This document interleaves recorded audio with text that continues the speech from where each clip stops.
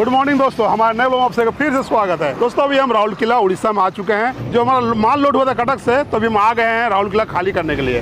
तो पार्टी हमको यहीं बुलाया है, बालूघाट चौक बोलते हैं इसको, इसी चौक पे आए हुए हैं। अब दोनों गाड़ी एक ही पार्टी का माल है, एक ही जगह खड़ा किए हम लोग दोनों गाड़ी। अब देखते हैं, आने के बाद वो बोलता है कि शायद गाड़ी से क्रॉसिंग करता है, छोटा गाड़ी से क्रॉसिंग करता है। तो देखिए अभी ये हम लोग इंतजार कर रहे हैं उनका, कब आएंगे। हालांकि हम लोग टाइम से पहुँच गए हैं। नमस्कार नमस्कार भाई, नमस्कार। आ जाए अभी पार्टी से बात हुआ?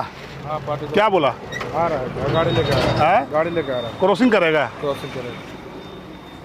ये आपका लड़का ना? हाँ मेरा लड़का है भाई।